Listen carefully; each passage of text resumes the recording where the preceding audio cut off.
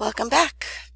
In this video, we will be talking about theoretical perspectives on families and social class, and also increasing inequality among families. But first, we want to talk a little bit about American class identification. So the class system in the United States is made up mostly of middle class and working class people, as you can see from this slide. Together, the working class and the middle class make up 89% of Americans. The smallest class is the upper class at 3.2%, and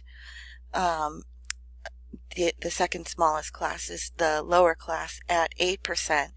These are how what social class individuals identify as, rather than somebody giving them that designation. So it's what people said they were.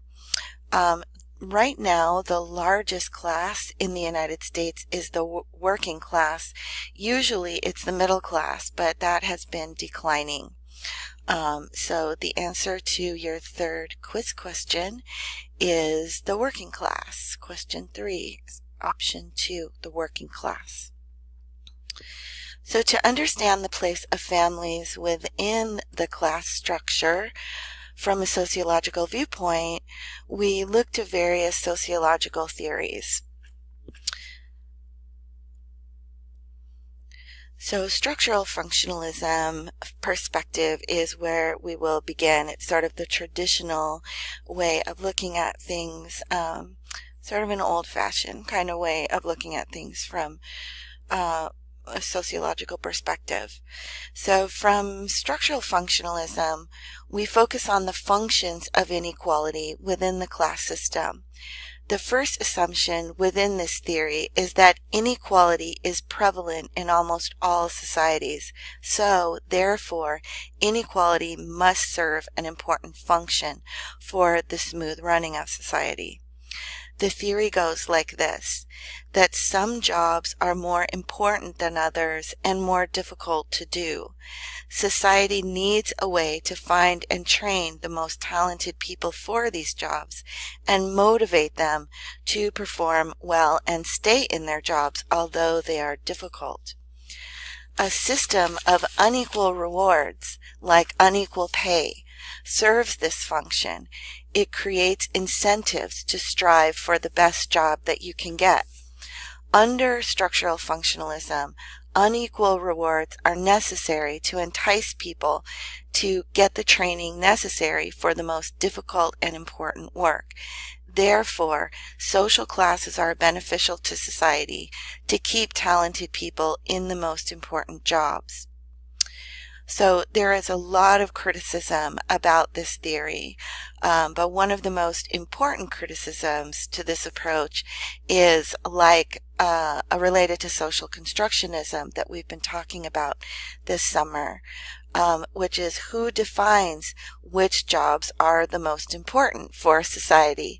And of course, this could be argued. For instance, many would say that teachers, elementary school teachers, are one of the most important functions for the smooth running of society because they do the most for socializing new members of society. However, they are much more lower paid than, say, stockbrokers.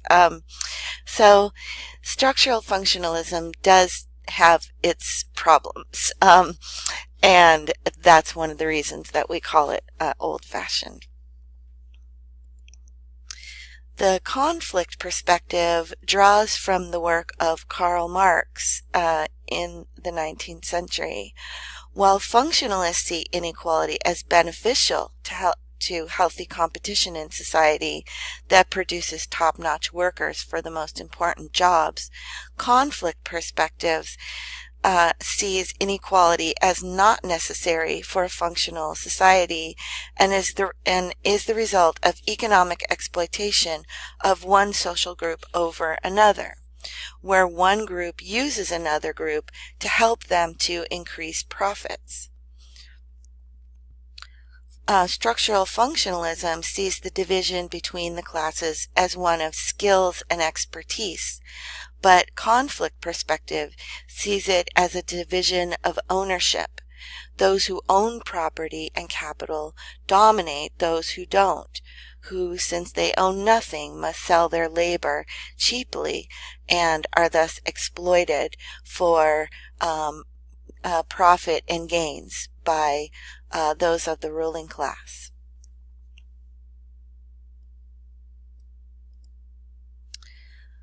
The cultural approach is one often mentioned in relation to families regarding social class and socioeconomic inequality.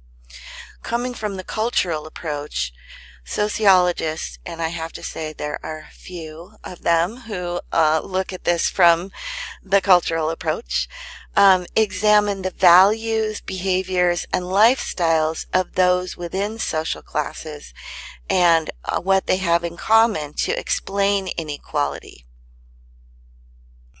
Each social class is thought to have its own values, behaviors, and lifestyles, and this distinguishes the classes from each other. This perspective blames the people for their own plight. The characteristics that they imply are stereotypes and insulting. They imply that there is something better in upper and middle class families that help them to succeed than working class and lower class families, and that's something is missing in lower class families that forces them to fail. So in other words, by focusing on cultural aspects and the different lifestyles that people have in the different classes, they are saying, well, the people that succeed are have the better lifestyles and values and traditions, and the people in the lower classes, because they fail, they must have worse cultures. The cultural of poverty approach contends that poor families have certain characteristics that set them apart from the rest of society, and that these characteristics explain why they are in poverty.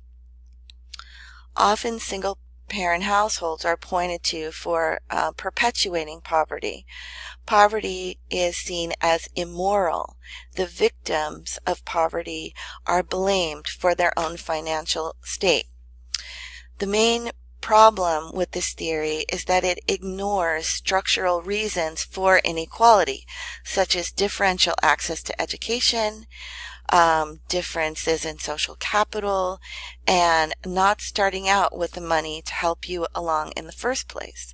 Although we do have cultural differences between social classes, we have to ask ourselves, are they responsible for our class positions, or is the difference in class positions more related to structural reasons? The answer to quiz question 4, the instructor calls which theory related to social class and families foolish, is this one, the culture of poverty approach. This is a foolish approach that ignores structural reasons for inequality.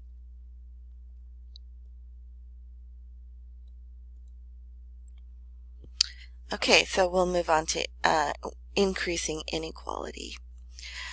Over the past 50 years, there has been a trend of increasing inequality among families based on income and wealth. In 2011, 95% of families earned less than $150,000 a year.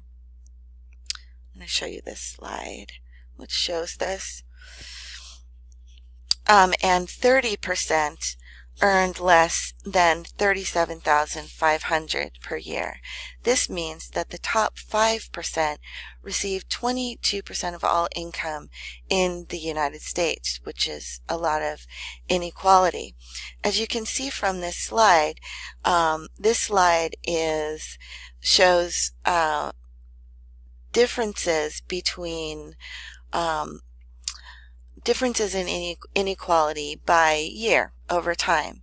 So you can see in the 1950s, we call it the Gini index of inequality, was around 38.38. And then it dipped down in the 1960s and 70s, and inequality was even lower.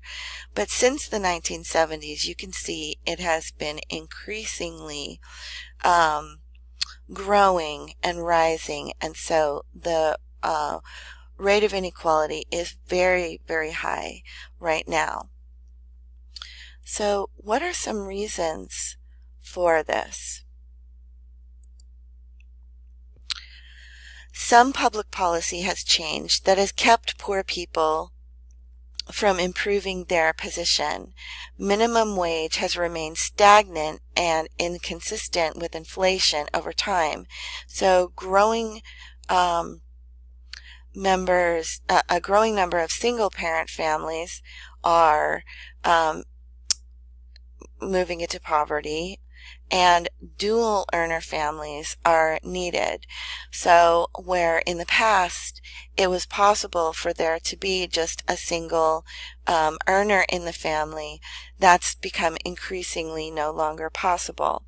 And this is due in large part to the minimum wage, which has stayed the same for many years and has not kept up with inflation. So the answer to quiz question 5 is one reason given by the instructor for widening socioeconomic inequality is a stagnant minimum wage. A second reason is about middle income families. Manufacturing jobs many of them have gone overseas, and this has hurt many middle class and working class families.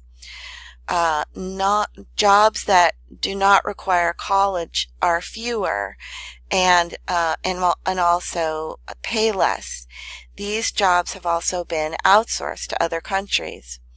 However, service-oriented jobs have been increasing. We have more of them in the United States, and this has benefited some middle earner families, especially those who have dual earner families with women working, because they are more likely to work in service sector jobs than men.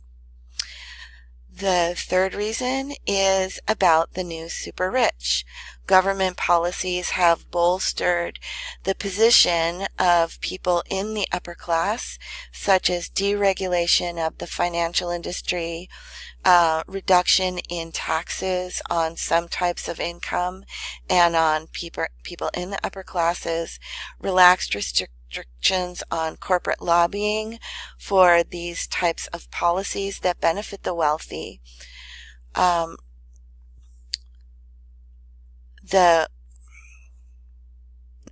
Sorry about that. The richest 1% of Americans doubled their share of total U.S. income in the last 40 years, from 9% to more than 20% in the last 40 years. And so, of course, this affects families looking to improve their condition and moving up in social class. And so that's it for our week 4 videos. All right.